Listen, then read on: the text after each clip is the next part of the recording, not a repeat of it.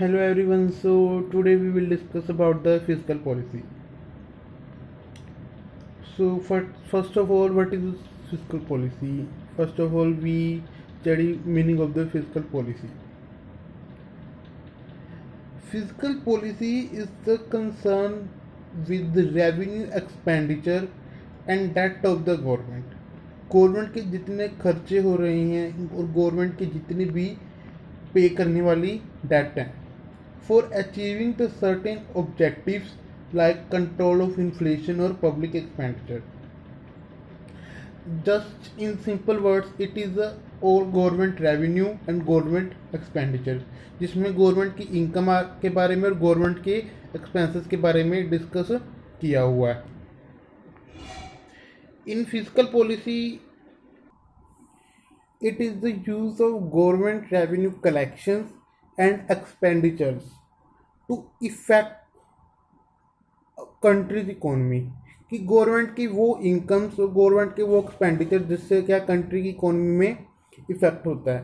The use of government revenue and expenditure to effect the macro economic variables, जिससे क्या macro economic variables it is a first of all it is not a laissez faire. Laissez faire means इसमें government का interference होता ही होता है. So it is included by government. First of all तो it means which government make adjustment, इसमें क्या government adjustment करती है to its plan spending and impose tax rate to effect the performance of country economy. Tax के rate को इस तरह से चेंज करती है जिससे क्या कंट्री की इकोनॉमी में इफेक्ट तो हो रहा है पर वो इस तरह हो कि कंट्री की इकोनॉमी अच्छी चले और जो टैक्स से उनको इनकम हो रही है वो इनकम से वो इकोनॉमी को और भी डेवलप कर सकें.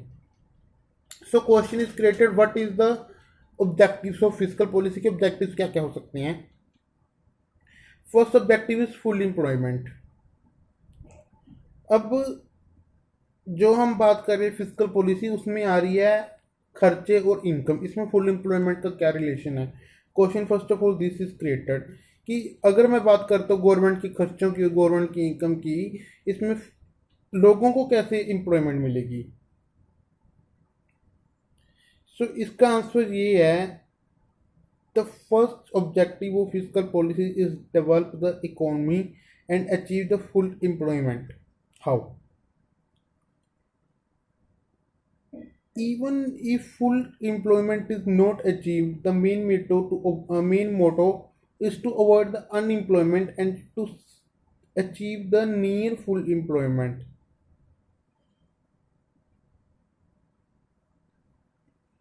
गवर्नमेंट क्या करती है, कुछ ना कुछ ऐसे एक्सपेंडिचर्स करती है जिससे क्या लोगों को रोजगार मिले. फॉर एग्जाम्पल अगर मैं बात करता हूँ गवर्नमेंट हॉस्पिटल्स बनवा रही है, गवर्नमेंट गार्डन्स बनवा रही है, स्कूल्स बनवा रही है, कुछ भी बनवा रही है नेचुरली, तो इससे क्या है लोगों को रोजगार मिलेगा. अगर हॉस्पिटल्स खुल रहे हैं डॉक्टर्स को रोजगार मिलेगा, डॉक्टर्स को एम्प्लॉयमेंट मिलेगी. पहले हॉस्पिटल बनेगा उसके लिए मजदूरों को रोजगार मिलेगा. जस्ट लाइक दैट क्या इससे गवर्नमेंट पब्लिक एक्सपेंडिचर करके लोगों को एम्प्लॉयमेंट प्रोवाइड कर रही है. Besides the public investment private investment it also encourage through the tax holiday. Tax के आपको डिडक्शंस भी मिलती हैं, ठीक है, एग्जम्पशंस भी मिलती हैं उसमें, ठीक है. लोन भी आपको चीप रेट पे मिल सकता है, प्रोवाइड कर सकती है government through the RBI central bank, and आपको इससे सब्सिडीज भी प्रोवाइड की जाती हैं. सो दिस इज द इससे क्या होगा अगर आपसे तो सब्सिडीज प्रोवाइड हो रही है, आपको टैक्स में रेट में कंफ्यूज हो रहा है, इससे नेचुरल एम्प्लॉयमेंट इंक्रीज हो रही है. एक और पॉइंट इसमें ध्यान दो, अगर टैक्स के रेट बिल्कुल सस्ते कर दिए जाए तो रिटर्न हम खुद भी भर सकते हैं, जरूरी हमें सीए की जरूरत ही पड़ती है. So first of all, this is the full employment. Second objective is to increase the rate of economic growth. अब बात हो रही है इकोनॉमी की ग्रोथ की. How. High rate of economic growth can not achieved and maintain without stability in the economy. जब तक economy stable नहीं होगी तब तक वो इकोनॉमिक ग्रोथ नहीं कर सकते. Therefore fiscal measures such as tax, public borrowings, deficit financing etc. should used properly so that production, consumption and distribution may not adversely affect. क्या कह रहा है कि कई चीज़ें इस तरह करनी चाहिए जिससे क्या है, इकोनॉमिक ग्रोथ तब होगी जब इकोनॉमी स्टेबल रहेगी। और इकोनॉमी स्टेबल कब रहेगी? जब आपकी जो taxation, public borrowing, deficit financing है, इसको प्रॉपरली यूज किया जाए और इससे क्या हो, एडवर्स इफेक्ट ना हो।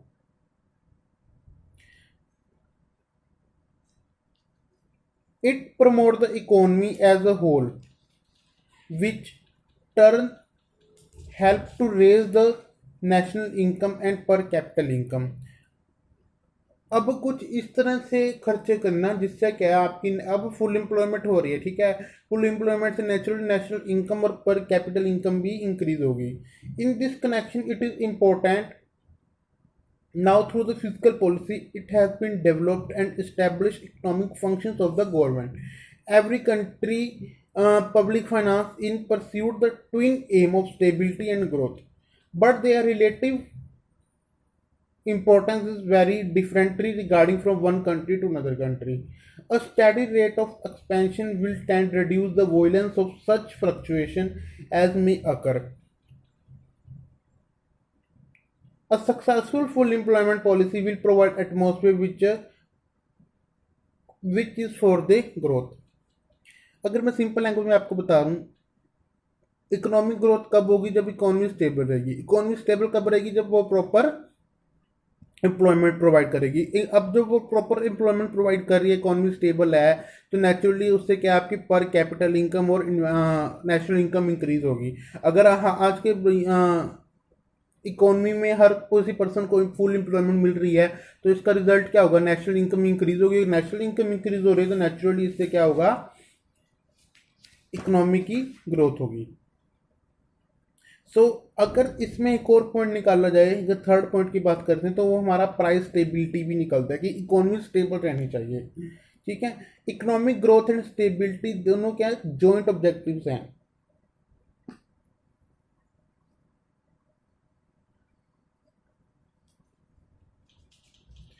हम इसकी बात करते हैं तो हमारा थर्ड पॉइंट ये भी निकल सकता है कि इससे क्या है? प्राइस स्टेबल रहता है। प्राइस स्टेबल रहेगा, नेचुरल जो फुल एम्प्लॉयमेंट मिलेगी। अगर प्रॉपर टैक्स वगैरह प्रोवाइड किए जा रहे हैं, प्रॉपर पब्लिक फाइनेंस प्रोवाइड किया जा रहा है, तो उसका फोर्थ पॉइंट ये भी बन सकता है कि इससे क्या? Equitable distribution of income and wealth. आपको जो इनकम प्रोवाइड की जा रही है, आपको जो वेल्थ प्रोवाइड किया जा रहा है, उसका equitable distribution, equal distribution provide किया जाए। ऐसे इक्वल डिस्ट्रीब्यूशन ये नहीं है कि हर पर्सन को सब्सिडीज प्रोवाइड की जाए, पर जहाँ पैसे ज़्यादा हैं, नेचुरल अगर जिसकी इनकम ज़्यादा है तो उसको टैक्स ज़्यादा है, तो जिसकी इनकम कम है उसको टैक्स भी कम लगता है। एंड वाइस वर्सा, जिसका इनकम कम है उसको सब्सिडीज भी ज़्यादा प्रोवाइड की जाती हैं। इससे क्या? Equitable distribution of income and wealth ये नहीं है कि सबको भी अगर 10 बंदे हैं, 10 बंदों को बराबर 1000 रुपये बांट दिए, नहीं। जिसकी इनकम ज़्यादा उससे टैक्स ले लिया और जिसकी इनकम कम है उसी टैक्स को एज अ सब्सिडी प्रोवाइड कर दिया। नेक्स्ट पॉइंट है इसका ऑब्जेक्टिव। एक मैंने पढ़ाया था आपको प्राइस स्टेबिलिटी, जिसमें प्राइस स्टेबल रहते हैं, जिसमें फॉरेन ट्रेड की बात की जा सकती है इसमें कि फॉरेन ट्रेड में प्राइस स्टेबल की जाते हैं।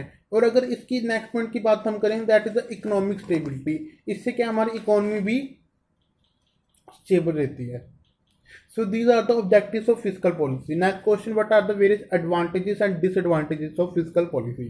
इसके एडवांटेजेस क्या हो सकते हैं? इसमें हमारे फर्स्ट ऑफ ऑल तो प्राइवेट सेक्टर्स डेवलप होंगे। प्राइवेट सेक्टर्स डेवलप कैसे होंगे?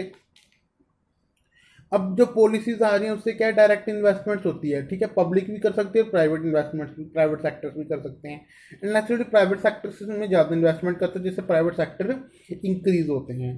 ठीक है, सेकंड पॉइंट वही इकोनॉमिक स्टेबिलिटी और प्राइस स्टेबिलिटी इंक्रीज हो रही है। थर्ड पॉइंट जो हमारा क्या कह रहे हैं, अनएम्प्लॉयमेंट हो रही है वो रिड्यूस हो जाएगी, रिडक्शन इन अनएम्प्लॉयमेंट जैसे फुल एम्प्लॉयमेंट मिल रही है आपको। ठीक है, बजट डेफिसिट रिड्यूस हो रहा है। बजट डेफिसिट मीन्स दैट आपने जो बजट बनाया है उसमें आपके एक्सपेंसेस ज़्यादा और आपके रेवेन्यू कम है। इकोनॉमिक ग्रोथ इंक्रीज हो रही है। इकोनॉमिक ग्रोथ होगी तो नेचुरली अब हर बंदे की नेशनल इनकम इंक्रीज हो रही है, तो उससे क्या होगा? कैपिटल भी इंक्रीज होगी, लोगों को कैपिटल फॉर्मेशन भी मिल सकती है। ठीक है, एक मैंने ऑब्जेक्टिव की बात की थी, equitable distribution of income and wealth. Equitable distribution of income and wealth से क्या होगा, जिसका रिजल्ट क्या होगा, अनइक्वालिटीज क्या होंगी वो रिमूव कर दी जाएंगी। तो इसका नेक्स्ट पॉइंट ये भी बन सकता है, to remove the economic inequalities. So there are the some advantages and disadvantages से क्या हो सकते हैं, डिसएडवांटेजेस हो सकती हैं adverse effect on redistribution of income. अब इसका एडवर्स इफेक्ट क्या होगा, अगर करप्शन हो रही है, ठीक है, करप्शन मीन्स रिश्वत वगैरह हो रही है, लोग रिश्वत ले रहे हैं, तो सबको प्रॉपर डिस्ट्रीब्यूशन सब्सिडीज वगैरह प्रोवाइड नहीं भी हो सकती। लो इनकम जिनकी लो इनकम क्लासेस हैं उनका naturally marginal propensity to consume high होता है। सो इन दैट केस उनको प्रॉपर सब्सिडीज वगैरह कई बार प्रोवाइड नहीं भी होती। इसका नेक्स्ट डिसएडवांटेज ये भी हो सकता है, साइकोलॉजिकल रिएक्शन एडवर्स पड़ सकता है। अब नेचुरली अगर गवर्नमेंट आपको सब्सिडीज प्रोवाइड कर रही है डे बाय डे, तो इसका रिजल्ट क्या होगा, इससे बैंक्स, गवर्नमेंट्स बैंक करप्ट भी हो सकते हैं, इन्वेस्टर्स डिस्करेज भी हो सकते हैं। नेक्स्ट पॉइंट है इसका adverse effect on debt management. Depression के टाइम पे क्या होता है, अगर डिप्रेशन हो रहा है, ठीक है, हमारी जो इकोनॉमी, हमारी जो मार्केट है, उसके जो साइकिल्स बने हुए उसमें अगर डिप्रेशन की साइकिल चल रहा है, डिप्रेशन की सिचुएशन चल रही है, इन दैट केस फिजिकल इंस्ट्रूमेंट्स हैं जो वो अनएम्प्लॉयमेंट के केस में या फिर डिप्रेशन के केस में अगर यूज़ हो रहे हैं, तो जो डेट मैनेजमेंट है, वो डेफिसिट बजट है, वो जो हमारा इंक्रीज हो जाएगा। डेफिसिट बजट इंक्रीज हो जाएगा मीन्स दैट हमारे एक्सपेंसेस इंक्रीज हो जाएंगे और इनकम रिड्यूस हो जाएगी, जिससे क्या है, हमारी ह्यूज प्रॉब्लम क्रिएट की जा सकती है कि उस डेट को रीपेमेंट कैसे किया जाए। उस डेट को रीपेमेंट जो कर दे मैनेजमेंट, वो डेट मैनेजमेंट होती है। इसका नेक्स्ट पॉइंट ये भी निकल सकता है, इससे क्या होता है कि हमारी नेशनल इनकम भी डिक्रीज की जाती है। नेशनल इनकम कैसे डिक्रीज हो सकती है, अगर नेचुरल डिप्रेशन की सिचुएशन चल रही है, लोगों को अगर रोजगार नहीं मिलेगा, तो इससे क्या है, नेशनल इनकम हमारी डिक्रीज ही होगी। अगर लोगों को रोजगार ही नहीं मिल रहा तो नेशनल इनकम कैसे इंक्रीज हो सकती है। सो हेयर फिजिकल पॉलिसी के objectives, merits and demerits are completed. I hope you all are clear. Thank you so much.